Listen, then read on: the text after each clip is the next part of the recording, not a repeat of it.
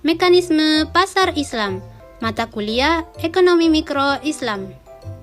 Assalamualaikum warahmatullahi wabarakatuh.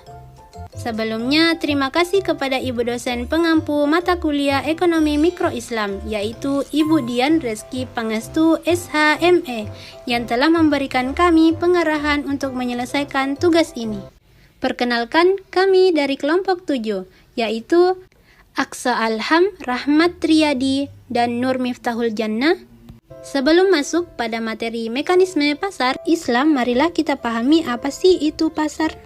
Dalam pengertian sederhana, pasar adalah sebagai tempat bertemunya pembeli dan penjual untuk melakukan transaksi jual beli barang dan jasa. Nah, tempat bertemunya antara penjual dan pembeli dan melakukan transaksi barang atau jasa, pasar juga merupakan sebuah mekanisme pertukaran barang dan jasa yang alami dan telah berlangsung sejak awal peradaban manusia.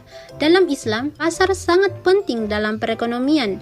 Pasar telah terjadi pada masa Rasulullah dan Khulafaur Rasyidin dan menjadi sunnatullah yang telah jalani selama berabad-abad. Mekanisme pasar merupakan terbentuknya interaksi antara permintaan dan penawaran yang hendak memastikan tingkatan harga tertentu. Terdapatnya interaksi tersebut akan menyebabkan terbentuknya proses transfer barang serta jasa yang dipunyai oleh tiap objek ekonomi. Dengan kata lain, terdapatnya transaksi pertukaran yang kemudian disebut sebagai perdagangan merupakan salah satu ketentuan utama dari berjalannya mekanisme pasar. Islam menetapkan pasar pada kedudukan yang penting dalam perekonomian. Praktek ekonomi pada masa Rasulullah dan Khulafaur Rasyidin menunjukkan adanya peran pasar yang penting. Rasulullah sangat menghargai harga yang dibentuk oleh pasar sebagai harga yang adil. Beliau menolak adanya intervensi harga. Pasar di sini mengharuskan adanya moralitas, kejujuran, keterbukaan, dan keadilan. Jika nilai-nilai ini ditegakkan, maka tidak ada alasan untuk menolak harga pasar.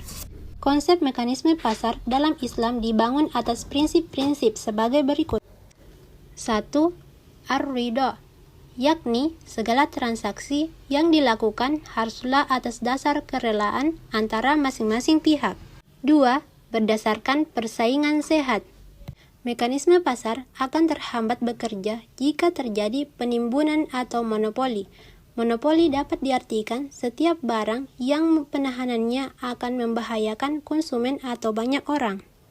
Yang ketiga, kejujuran merupakan pilar yang sangat penting dalam Islam, sebab kejujuran adalah nama lain dari kebenaran itu sendiri. Islam melarang tegas melakukan kebohongan dan penipuan dalam bentuk apapun, sebab nilai kebenaran ini akan terdampak langsung kepada para pihak yang melakukan transaksi dalam perdagangan dan masyarakat secara luas. Yang keempat, keterbukaan serta keadilan.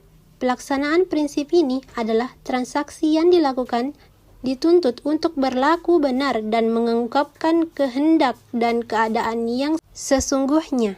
Nah, mekanisme pasar ini dalam sistem ekonomi Islam memiliki konsep Islam dalam hal menentukan harga yang berbasis kekuatan pasar, ialah kekuatan permintaan serta penawaran. Pertemuan antara permintaan dan penawaran tersebut harus terjadi rela sama rela. Tidak terdapat pihak yang merasa tertipu ataupun adanya kekeliruan objek transaksi dalam melaksanakan transaksi barang tertentu pada tingkat harga tertentu.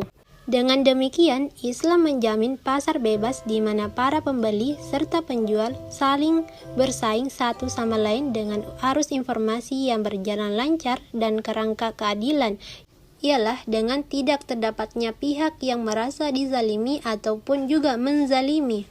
Demikianlah materi mekanisme pasar Islam. Sekian presentasi dari kelompok kami. Wassalamualaikum warahmatullahi wabarakatuh.